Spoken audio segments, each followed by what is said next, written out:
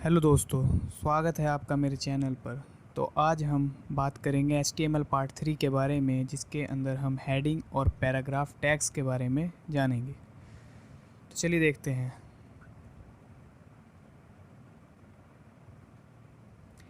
तो first heading है हमारा HTML हेडिंग्स। HTML हेडिंग एक तरह से हम किसी पैराग्राफ के टाइटल या सब टाइटल कह सकते हैं, क्योंकि हेडिंग से ही हमें टॉपिक का पता चलता है या किसी इम्पोर्टेंट पैराग्राफ या टॉपिक का। तो HTML हेडिंग के 6 टैग होते हैं H1 से H6 तक, मतलब कि H1, H2, H3, H4, H5, H6 तक, जो कि H1 tag most important heading के लिए यूज़ करते हैं और H6 tag least important heading के लिए यूज़ करते हैं। तो चलिए हम प्रोग्राम बनाकर देख लेते हैं एक बार।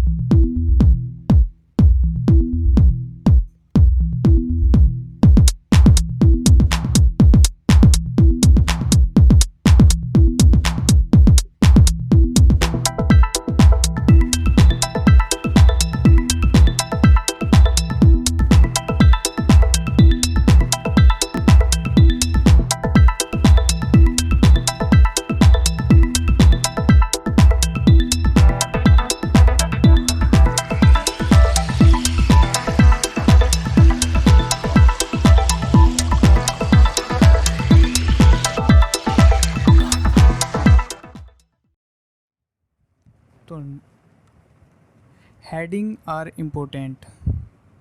तो ये तो आप सभी को सब पता ही है कि हेडिंग तो इम्पोर्टेंट होता ही है। अगर किसी भी चीज़ को, अगर हमें किसी टॉपिक के बारे में जानना है या किसी पैराग्राफ के बारे में, तो सबसे पहले हम हेडिंग को ही चेक करते हैं। तो इसमें बस यही लिखा हुआ है कि H1 heading should be use for main heading followed by H2 headings, मतलब कि H1 मोस्ट इम्पोर्टेंट, उसके बाद थोड़ा कम H2, फिर H3, फिर लीस्ट सबसे ज़्यादा H6 होता है। एक चीज़ में नोट करने के लिए है कि अगर आप HTML हेडिंग का यूज़ करते हैं तो आप कभी भी बिग या बोल्ड के लिए आप हेडिंग टैग का यूज़ ना करें, क्योंकि हर चीज़ के लिए अपना ही टैग बनाया हुआ है। बिगर heading. Each HTML headings has a default size. However, you can specify the size for any heading with the style attribute using the CSS font size property. मतलब हमारे जितनी भी HTML टैग है H1 से H6 तक, सभी के अपने अपने डिफ़ॉल्ट साइज़ हैं, मतलब फ़िक्स साइज़ है। तो इस डिफ़ॉल्ट साइज़ से बड़ा या छोटा बनाने के लिए हमें स्टाइल एट्रीब्यूट का यूज़ करते हैं H1 के साथ, या मतलब कोई भी जो हेडिंग टैग है उसके साथ। चलिए तो एग्ज़ाम्पल एक बार देख लेते हैं। तो ये देखिए आप, H1 के साथ हमने स्टाइल एट्रीब्यूट ले लिया, फिर साथ में हमने इसकी प्रॉपर्टी डाली फ़ॉन्ट साइज़, जो कि हमने पिक्सल में ली है। आप इसे परसेंट में भी ले सकते हैं या पिक्सल में, बात बराबर है। एक बार प्रोग्राम करके देख लेते हैं, तब ज़्यादा बेहतर समझ आएगा।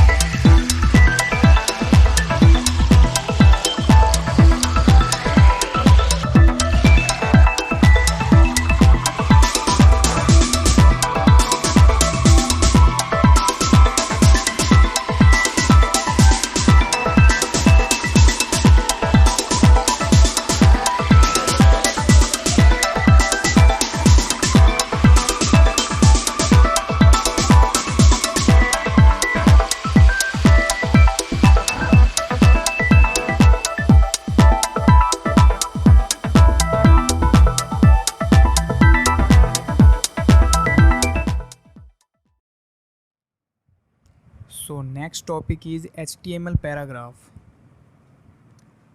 तो HTML पैराग्राफ को हम P टैग से डिनोट करते हैं। पैराग्राफ हमेशा न्यू लाइन से स्टार्ट होता है। ब्राउज़र इसे ऑटोमेटिक नेक्स्ट लाइन से कर देता है।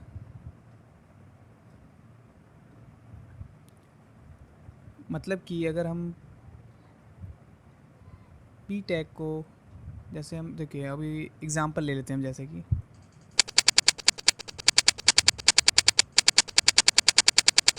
जैसे हमने 2 पैराग्राफ लिखा है, तो जब हमें ब्राउज़र शो करेगा मेन डैशबोर्ड पे, तो दिस इज़ पैराग्राफ एक लाइन में और सेकंड लाइन में हमारा दिस इज़ अनदर पैराग्राफ, क्योंकि 2 हमने टैग लगा दिए हैं अलग अलग। इसलिए मैं ऐसा क्यों बोल रहा हूँ, ये आपको अगले हेडिंग पे पता चलेगा, मतलब अगले टॉपिक पे।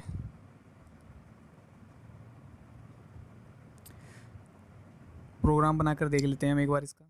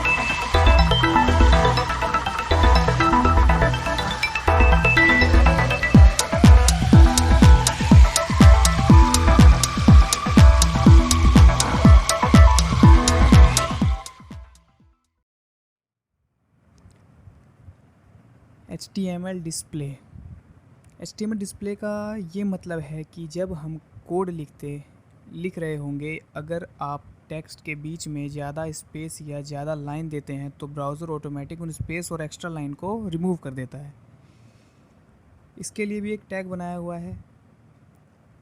तो चलिए एक बार हम एग्ज़ाम्पल देख लेते हैं इसका।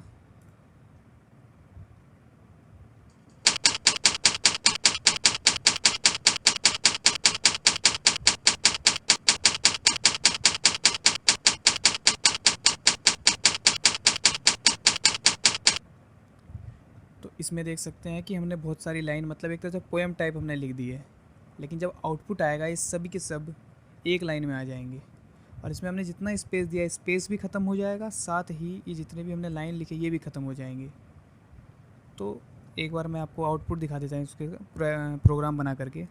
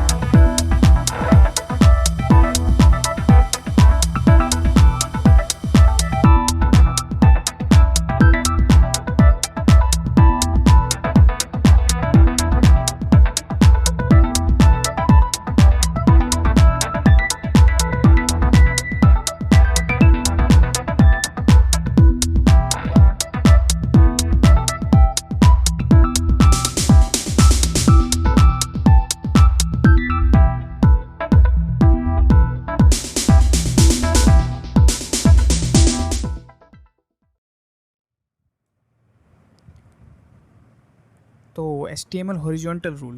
The HR tag defines a thematic break in a HTML page and is most often displayed as horizontal rule.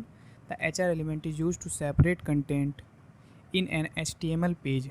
मतलब कि horizontal rule या बोले HR tag, इससे हमें किसी भी पैराग्राफ, हेडिंग या टॉपिक, किसी भी चीज़ को सेपरेट कर सकते हैं इसका यूज़ करके। मतलब ये 2 टॉपिक के बीच में हॉरिजॉन्टली लाइन ड्रॉ कर देता है। अब उस लाइन को हम CSS की मदद से ड्रॉ भी कर सकते हैं। वो CSS वाले टॉपिक मैं बताऊंगा आपको। तो एक नोट है इसमें कि HR tag is empty tag which means that is no end tag. मैंने पहले ही वीडियो में बताया हुआ था कि जब भी कोई हमारा एम्प्टी टैग होगा तो हम उसे मतलब एंड टैग नहीं लगाएंगे। तो इसका एक बार हम एग्ज़ाम्पल ले लेते हैं HR टैग का।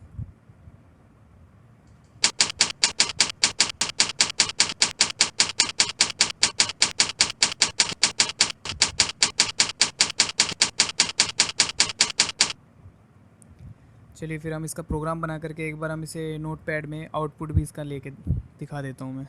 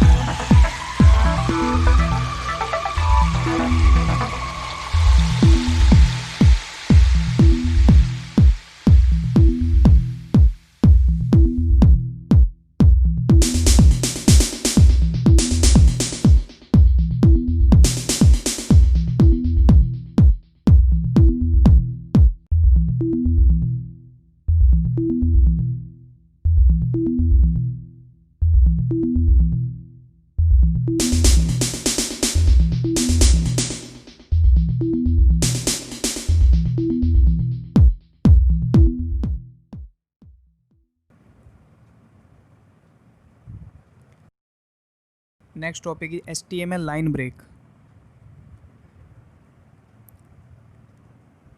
BR टैग से हमें ये बेनिफिट होता है कि हम लाइन या पैराग्राफ टैग करने की ज़रूरत नहीं हो पड़ती। लाइन को BR टैग एम्प्टी टैग ही है, तो क्लोज टैग की ज़रूरत नहीं है। मेरा मतलब है कि अगर कोई भी पैराग्राफ है, पैराग्राफ में के बीच में हमें मतलब बिना किसी एंटर दबाए या बिना नेक्स्ट लाइन किए हमें नेक्स्ट लाइन में अगर उस वर्ड को लाना है तो कैसे लाएंगे, तो उसके लिए हम BR टैग का यूज़ करते हैं। आपको एग्जांपल से दिखा देता हूँ मैं। BR टैग भी एम्प्टी टैग होता है, तो इसमें भी एंड टैग नहीं लगेगा।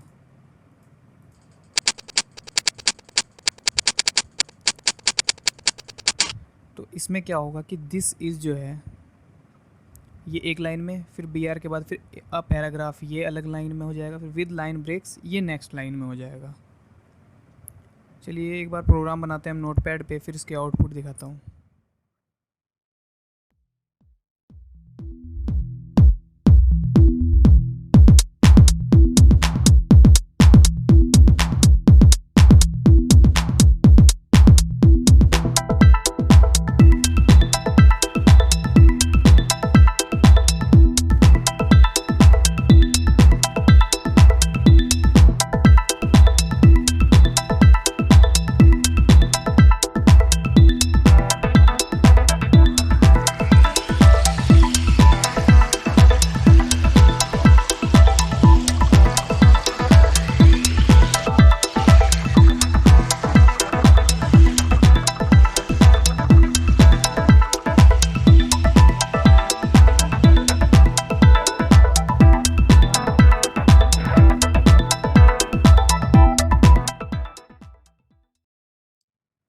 तो क्या हुआ हमारा कि पोएम में प्रॉब्लम आ गई कि हम बार बार BR टैग लगाएंगे पोएम में, तो उसके लिए हमने एक दूसरा टैग का हमने मतलब यूज़ करते हैं। तो एग्ज़ाम्पल मैं आपको दिखा देता हूँ।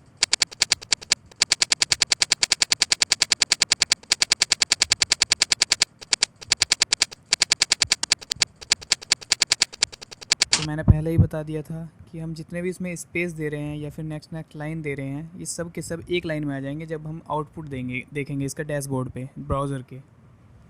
तो इसके लिए हमने सॉल्यूशन निकाला HTML प्री एलिमेंट का। तो प्री एलिमेंट में क्या होता है, इसके लिए प्री टैग का यूज़ करते हैं। मतलब हम जहाँ पैराग्राफ के लिए पी टैग का यूज़ करते थे उसकी जगह प्री टैग का यूज़ करेंगे। तो इसमें क्वेश्चन ये आता है कि BR टैग का भी यूज़ कर सकते थे, तो मैंने अभी पहले ही बताया था कर सकते हैं, लेकिन हम कभी कभी बड़ा प्रोग्राम आ जाता है तो कैसे हम हर बार मतलब BR टैग लगाते रहेंगे। तो इसके लिए हमने प्री टैग लगाते हैं। इसमें हम कितना भी स्पेस देंगे, जितना भी जो चीज़ हम करेंगे अपने इसमें कोडिंग में, वही सेम टू सेम शो होगा वहाँ पे। तो चलिए एक बार हम एग्ज़ाम्पल ले लेते हैं, फिर प्रोग्राम बना कर देखेंगे।